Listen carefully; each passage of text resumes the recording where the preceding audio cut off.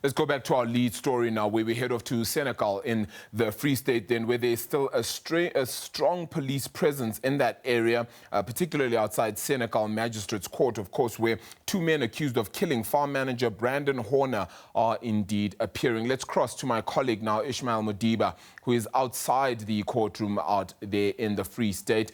Ishmael, let's talk about how much tension there really is at this point in time outside the courtroom, and whether the police presence is similar to what we've seen over the last week. Well, Arabile, you are coming to us on a very different day as compared to the previous week when we were here, where we were able to see thousands of EFF supporters and farmers who came here in large numbers. And we have put it quite right to say tensions were running high at that particular time. But today you are coming to us at a different, at a different environment. The only difference that was here that we witnessed today was 30 kilometers or 10 kilometers away from the Senekal Magistrate Court. That's where the police, they have manned the roadblock, and each and every car that was passing by, it was stopped. You go in.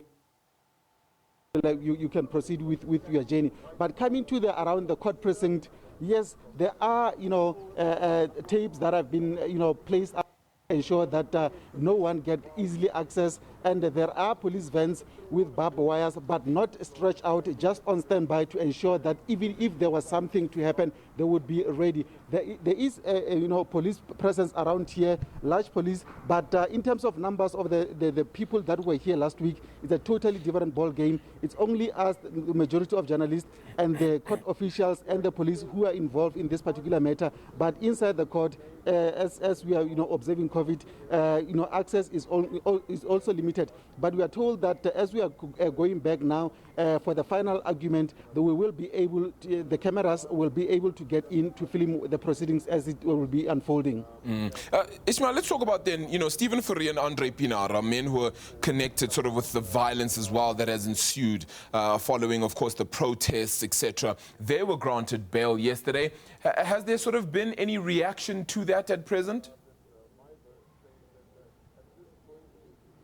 Yeah, well, you know that the first suspect was arrested last week, made his first court appearance, and he was denied bail. Later, he appealed to the Bloemfontein High Court, where judgment was given yesterday, and he was given a 15,000 rand bail. That is Andre Pinar. And the second suspect, that is Stephen Fourie, also appeared in this particular court and was granted, a bail of 15,000 rand. There wasn't much of a hype around here with Stephen Fourie. It was only his family that was here, was very emotional, because after spending 2 or 3 nights away from them, the emotions were there. They were crying because of it was too much for them. But in terms of the expression or the sentiments from the public, there hasn't really been much sentiments from the people to express their views on those who have been arrested with regard to the violence that we witnessed at this court building. So for now, the focus is still here on the 2 accused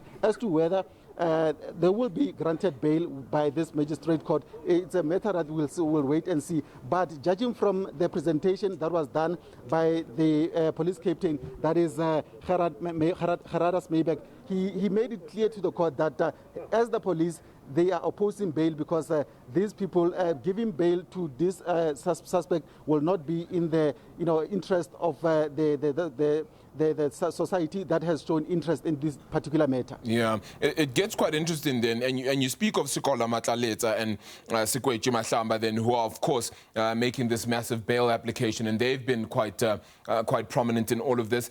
Have we gotten a sense then from the community what their thoughts are at this point in time then with regards to whether they should get that bail application or not?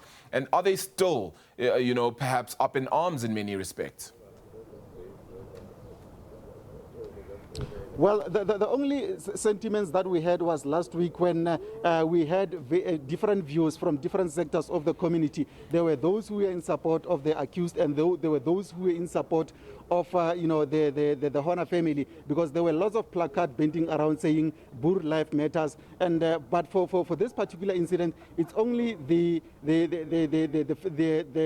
family of the accused who are here. In terms of the public support and the hype that was there isn't much, and we haven't heard anything from the public to say from the public that shows that there is that hype that we saw last week. So for now, there isn't much we can say with regard to what the community at large are saying with regard to the two suspects, whether they will be granted bail or not.